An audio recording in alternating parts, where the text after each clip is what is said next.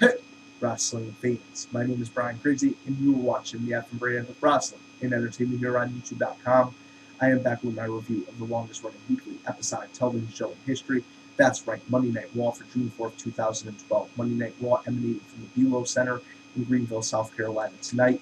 And we started off the show with Michael Cole. He comes out and interviews John Cena, and throughout the interview, Cole is just trying to get a rise out of Cena. He's trying to get a reaction out of Cena, and Cole is favoring the Big Show throughout this interview.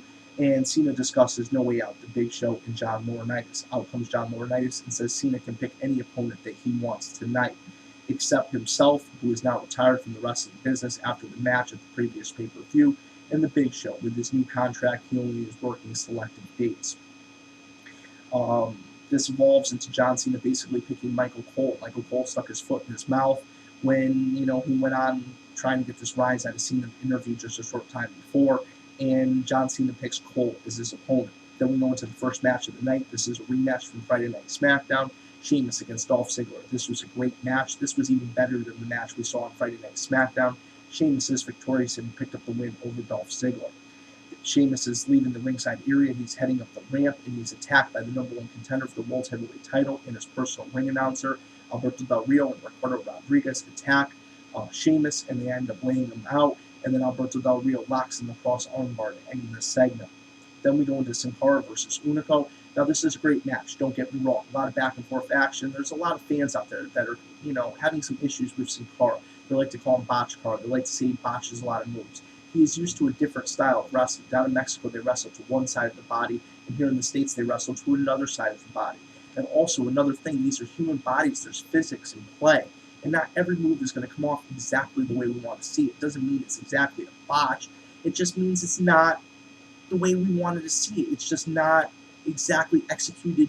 I guess it would be a botch in a sense, but you guys understand what I'm trying to say. I'm trying to say that there are human bodies at play. He's still adapting to his style, and a lot of the competitors that he is facing in the WWE aren't familiar with a superstar or facing a superstar that has the particular style and the particular set of movements and the particular set of moves that a Sin Cara has. But this is a great match, and Unico does have that set of moves. It's a shame because when he first broke in as the Black Sin Cara, we saw him using that particular moveset. When he turned into the Unico character, he became more of a brawler. I mean, he still used some high-flying moves, still had a cruiserweight-esque style, but more of a brawler. And I would have really liked to see him do a little bit more of that previous style he used when he first broke in, but nonetheless, still a solid match. Sin Cara picked up the win.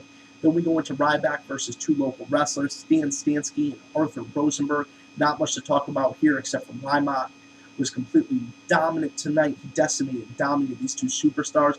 We expected nothing less from the Machine. And I can't wait till the Machine starts to make his rise to the top and he starts facing some of the WWE's established talent, and he completely dominates and decimates. He's an incredible character. Unfortunately, he's been compared to a Bill Goldberg, but he has a certain charisma that maybe even Goldberg didn't have. He has a certain quickness in the ring maybe Goldberg didn't have. And remember, Goldberg was completely silent when he broke in, and Ryback doesn't say much, but the Machine wants people to feed him more. Ryback is successful and picks up the win. Then we see Kane versus CM Punk. This is another rematch from Friday Night SmackDown. On SmackDown, it was a WWE Championship match. Tonight, it is non-title, and Kane is victorious. He picks up the win after distraction from Daniel Bryan. Then we go into a great tag team match. We see Kofi Kingston and R-Truth going against NXT's Kurt Hawkins and Tyler Rex. An absolutely phenomenal tag team. One of the new great tag teams that WWE is revitalizing their tag team division around. There's a lot of great new teams. Kofi Kingston and R-Truth, Tyler Hawkins,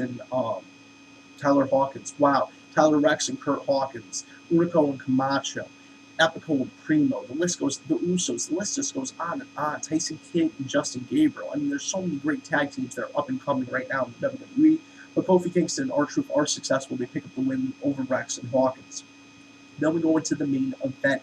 It was supposed to be John Cena versus Michael Cole, but out comes Johnny Ace. People power!